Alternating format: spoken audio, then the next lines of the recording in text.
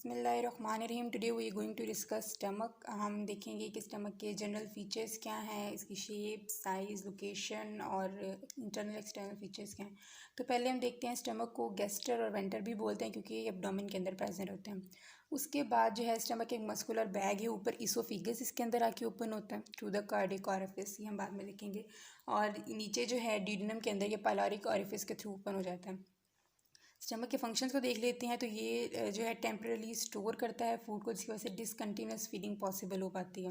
मतलब हमारी बॉडी को हर वक्त एनर्जी चाहिए होती है, हर वक्त ग्लूकोज चाहिए होता है, लेकिन हम हर वक्त खा नहीं रहे होते क्योंकि स्टमक जो है फूड को स्टोर कर लेता है और आहिस्ता आहिस्ता डाइजेस्ट करके हमें हमारी बॉडी के न्यूट्रिएंट सप्लाई करता रहता है। तो डिसकंटिन्यूस फीडिंग को पॉसिबल बनाता है। यहाँ पे जो है कुछ सब्सटेंसेस यहाँ अब्जॉर्ब भी हो जाते हैं, जैसे कि अल्कोहल है और कुछ ड्रग्स होती हैं, सॉल्ट होती हैं, वो यहाँ पे अब्जॉर्ब हो जाते हैं। इसके अलावा ये इंट्रिंसिक फैक्टर को रिलीज़ करता है जो कि विटामिन B12 के एब्जॉर्प्शन के लिए ज़रूरी है और फूड की डाइजेशन के लिए प्रोटीन की मेजर डाइजेशन जो है वो स्टमक के अंदर हो जाती है। HCl सेक्रीट करता है ये, जो कि फूड के अंदर अगर कोई जर्म्स, बैक्टीरिया वगैरह होते हैं तो उनको किल कर देता है। उसके बाद हम इसकी लोकेशन की तरफ आ जाते हैं। तो इसकी लोकेशन जो है, आपने क्वाड्रेंट्स देखे होंगे, 9 क्वाड्रेंट जो बनते हैं, दरमियान में एपीगैस्ट्रिक होता है, फिर अम्बलाइकल और नीचे जो है प्यूबिक होता है, साइड्स पे हाइपोकॉन्ड्रियम, लंबर और जो ये आइलिक फोसा या इंग्वाइनल वाला रीजन होता है। तो स्टमक जो होता है वो एपीगैस्ट्रिक, अम्बलाइकल और जो लेफ़्ट वाला हाइपोकॉन्ड्रियम है, इन वाले रीजन के अंदर प्रेजेंट होता है। मतलब हमें इस जगह पर हमें स्टमक नज़र आ रहा होता है। वैसे जनरली देखें तो हमें अपर लेफ़्ट क्वाड्रेंट के अंदर स्टमक नज़र आता है। स्टमक की शेप जो होती है वो जे शेप्ड होती है, इस बात से सब फेमिलियर हैं। इस तरह से कुछ इसकी शेप होती है क्योंकि यहाँ ये लेसर कर्वेचर और ग्रेटर कर्वेचर की वजह से ये एक जे शेप इसकी स्ट्रक्चर बन जाता है। इसकी कैपेसिटी देख लेते हैं। तो ये 2 to 3 लीटर जो है वो फूड या वाटर जो है उसको अपने अंदर ले जा सकते हैं, इतना डिस्टेंट हो सकता है ये। और इसकी लेंथ जो है वो 25 सेंटीमीटर होती है। अब देखें, ईसोफेगस, स्टमक, ड्यूडेनम और यूरेटर, ये चारों स्ट्रक्चर हैं, इनकी लेंथ जो है 25 सेंटीमीटर ही होती है। अब इसकी लोकेशन का ये तो हमने देख लिया कि ये एपिगैस्ट्रिक, अम्बलाइकल और हाइपोकॉन्ड्रिक रीजन के होते हैं, अंदर होती है, लेकिन वेरिएशन होती हैं। अब जैसे ओबीस पर्सन होते हैं, इसके अंदर क्योंकि एब्डोमिनल फैट बहुत ज़्यादा होते हैं तो स्टमक जो है वो ऊपर की तरफ आ जाता है काफ़ी। तो इन ओबीस पर्सन के अंदर जो है वो स्टमक काफ़ी हॉरिजॉन्टल होता है और ऊपर चढ़ा हुआ होता है। और अगर कोई लीन पर्सन है, वीक पर्सन है, तो उसके अंदर जो स्टमक है काफ़ी नीचे आ जाता है, डिसेंड कर जाता है और काफ़ी वर्टिकल होता है। और यहाँ पे ये जो प्यूबिक रीजन है, जो पेल्विस है, सॉरी, पेल्विस के अंदर तक भी स्टमक आ जाता होता है। उसके बाद इसके एक्सटर्नल फीचर्स देख लेते हैं। तो एक्सटर्नल फीचर्स के अंदर हम इसके 2 ऑरिफिस देखेंगे। हम जो है इसके अंदर 2 कर्वेचर्स देखेंगे इसके और 2 ही इसकी सरफेसेस देखेंगे। तो पहले इसके ऑरिफिस देख लेते हैं। हमें 2 ऑरिफिस नज़र आते हैं इस डायग्राम के अंदर। देखिए यहाँ पे ये ओपनिंग ऊपर से इसोफिगस ये आ रहा है और यहाँ पे इस ओपनिंग पर ये आके स्टमक के अंदर ओपन हो रहा है, तो इसे बोलते हैं हम कार्डिक ऑरिफिस। और जहाँ पे ये ड्यूडेनम के अंदर ओपन हो रहा है, इस वाली ओपनिंग को हम बोलते हैं पाइलोरिक ऑरिफिस। कार्डिक ऑरिफिस जो है वो हमें 6th कोस्टल कार्टिलेज, अगर हम रिब्स आगे बनी हो तो 6th कोस्टल कार्टिलेज के लेवल पर होता है। और अगर वर्टिब्रा देखें तो T11 वर्टिब्रा होता है। 2 to 3 centimetre lateral to the mid line होता है, मतलब टुवर्ड्स द लेफ्ट ही होता है। और अगर हम पाइलोरिक वाला देखें, पाइलोरिक ऑरिफिस, तो ये इंपॉर्टेंट इसलिए होता है क्योंकि हम इसे इंडिकेट कर सकते हैं। ट्रांसपाइलोरिक प्लेन आपने पहले देखा होगा, जब हम अब्डोमिनल कैविटी, एंटीरोलेटर एब्डोमिनल वॉल को हमने 9 रीजन्स के अंदर डिवाइड किया था, तो हमने ट्रांसपाइलोरिक प्लेन की बात की थी जो कि L1 वर्टिब्रा के लेवल पर था।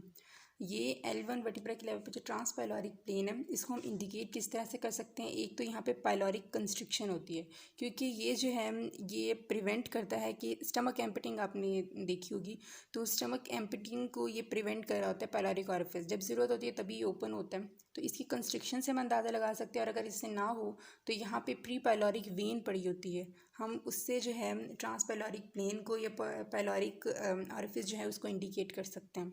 उसके बाद इसके कर्वेचर्स आपको यहाँ पे नज़र आ रहे होंगे, ये राइट साइड है और ये लेफ़्ट साइड है। तो राइट साइड पे ये कर्वेचर जो है छोटा है, इसलिए हम इसे लेसर कर्वेचर कहेंगे, और ये लेफ़्ट साइड पे एनलार्ज है, इसे हम बोलेंगे ग्रेटर कर्वेचर। लेसर कर्वेचर जो है ये कनकेव है और ग्रेटर कर्वेचर जो है ये कन्वेक्स हमें नज़र आ रहा है। लेसर कर्वेचर जो है यहाँ पे जो इसके ऊपर हमें पता है कि स्टमक जो है इंट्रापेरिटोनियल स्ट्रक्चर है, तो इसकी पेरिटोनियम यहाँ से और इसके नीचे से जो है यहाँ पे मिल के लेसर ओमेंटम बनाती है इधर, और ग्रेटर कर्वेचर वाली साइड पे यहाँ पे जो है वो ग्रेटर ओमेंटम बनाती है। ऊपर अगर हम देखें तो ऊपर ये दोनों पेरिटोनियम की लेयर मिलके, क्योंकि यहाँ पे स्प्लीन पड़ी होती है, तो ये बनाती हैं गैस्ट्रोसप्लैनिक, क्योंकि स्टमक को हम जो है वो गैस्ट्रो भी कहते हैं, तो गैस्ट्रोसप्लैनिक लिगामेंट बनाती है। स्टमक के पीछे की तरफ जो है वो डायफ्राम पड़ा होता है। स्टमक बेड जब हम देखेंगे तो वहाँ हमें नज़र आएगा कि डायफ्राम पड़ा होता है, तो डायफ्राम जो है उसे फ्रेनिक नाम भी देते हैं, तो इस वजह से वो लिगामेंट जो कि स्टमक और डायफ्राम को जोड़ते हैं उसे हम गैस्ट्रोफ्रेनिक लिगामेंट भी बोलते हैं। इसके बाद इसकी सर्फेसिस आ जाती हैं। ये सर्फेसिस हमें सामने नज़र आ रही है, जो सामने वाली सर्फिस है ये इंटीरियर सर्फिस है, और जो इसके पोस्टीरियर सर्फिस होगी, जो पीछे सर्फिस है उसे हम पोस्टीरियर सर्फिस बोलते हैं। इसके बाद स्टमक के डिवीजन्स देख लेते हैं। स्टमक को हमने दो मेजर पार्ट्स के अंदर डिवाइड किया, एक कार्डियक पार्ट और दूसरा पाइलोरिक पार्ट। ये मैं आपको लिख के दिखाती हूँ। तो स्टमक को हमने कार्डियक डिवीजन और पाइलोरिक डिवीजन के अंदर डिवाइड किया। कार्डिया को मज़ीद 3 पार्ट के अंदर डिवाइड किया।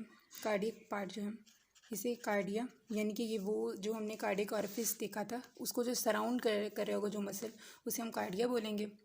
इसके बाद आ जाता है फंडस, वो मैं डायग्राम से आपको दिखाऊंगी फंडस क्या है, और बॉडी।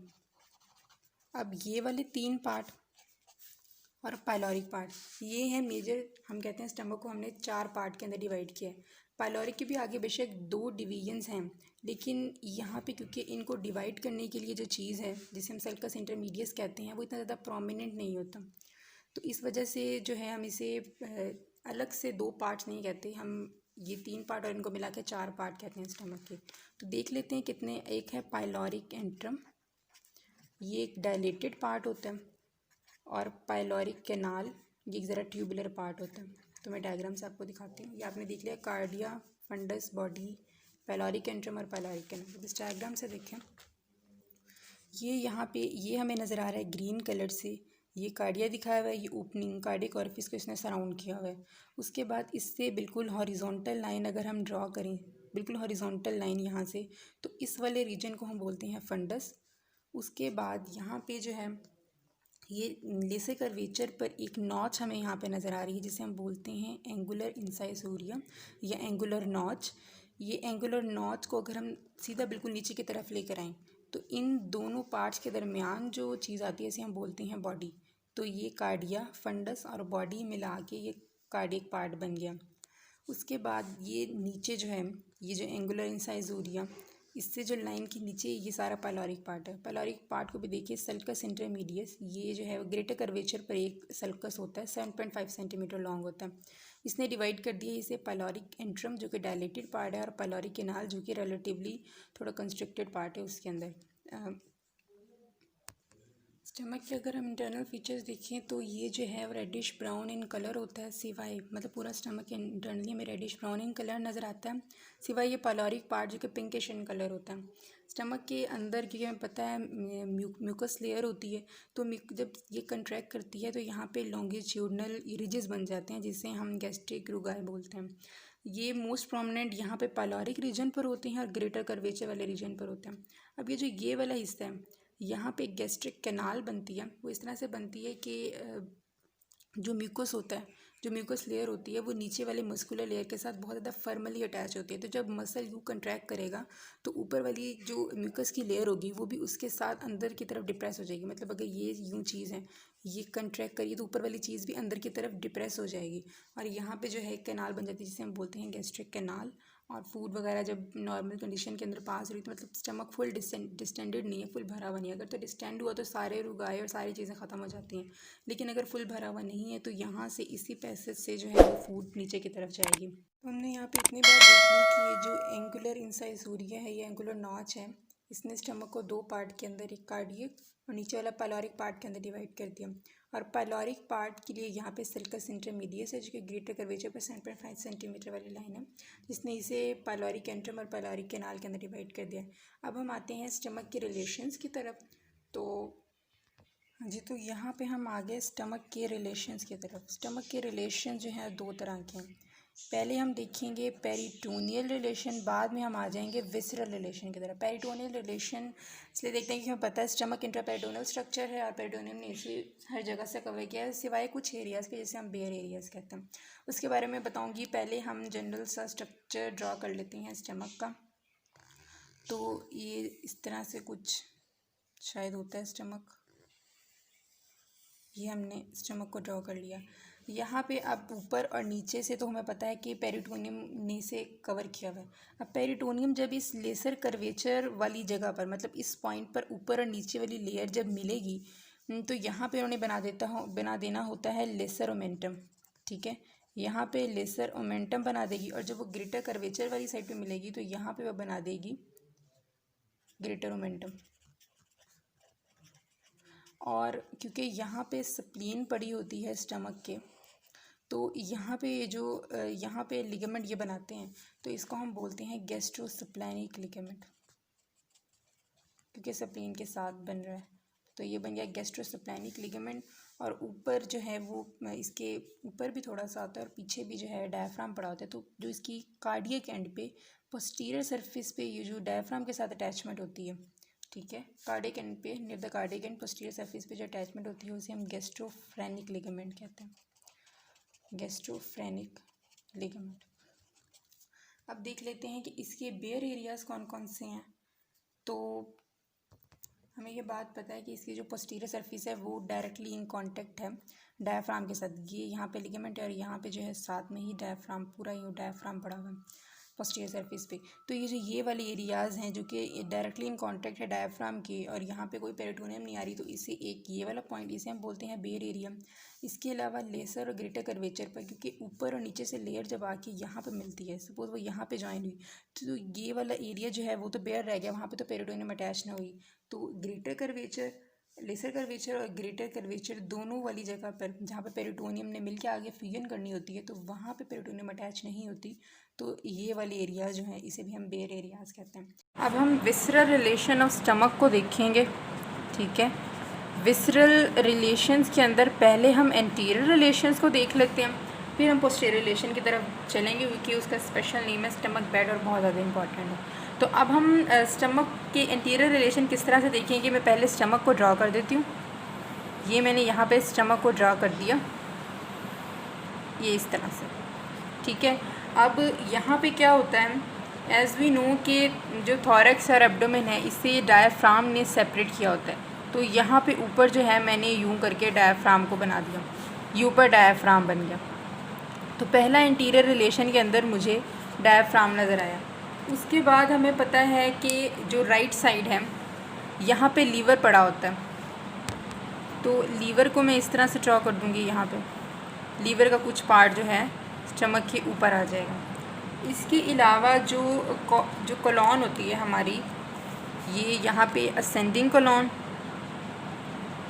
कुछ पार्ट जो है ट्रांसवर्स कोलॉन का इसके ऊपर आ जाता है। फिर यहाँ पे पीछे वो जो है ना, यहाँ पे स्प्लैनिक फ्लेक्चर बना के नीचे की तरफ आ जाती है। तो ये मैंने यहाँ पे ट्रांसवर्स कोलॉन को बना दिया। तो वो मैं साथ साथ लिख भी देती हूँ। ये सेकंड जो हमें एंटीरियर रिलेशन के अंदर नज़र आता है वो लीवर है। इसके बाद थर्ड वन जो हमें नज़र आ रहा है वो है ट्रांसवर्स कोलॉन। ठीक हो गया।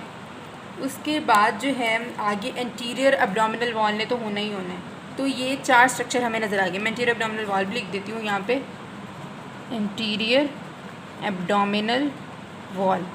तो ये चार स्ट्रक्चर हमें नज़र आ गए।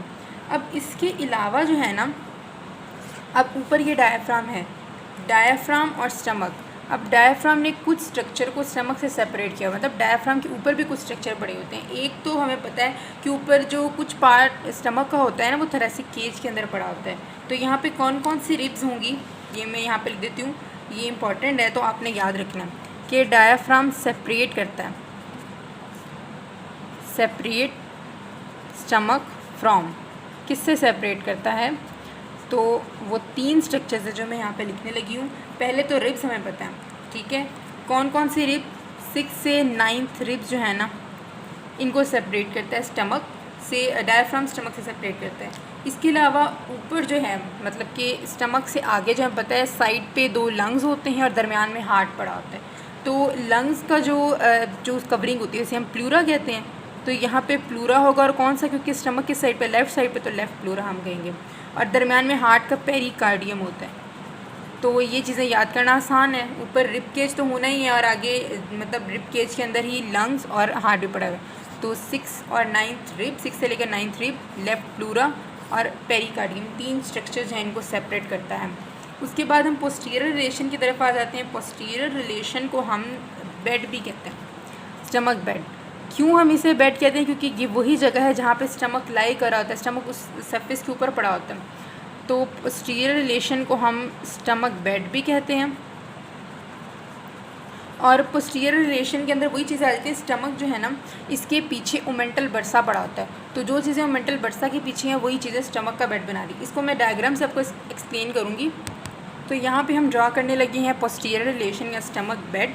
8 स्ट्रक्चर्स हमें टोटल नज़र आएंगे। अब यहाँ पे स्टमक को ना मैं ज़रा डॉटेड लाइन से शो करूँगी, क्योंकि मैं ये दिखा रही हूँ कि ये ऊपर पड़ा हुआ है इस तरह से, और इसके नीचे जो है ना वो बाकी स्ट्रक्चर्स हैं, मतलब दिखावे के लिए इसको रखा हुआ है, असल में इसको निकाला हुआ। तो ये स्टमक मैंने बना दिया। अब इसके नीचे जो है ना चीज़ें बनाना हम शुरू करते हैं।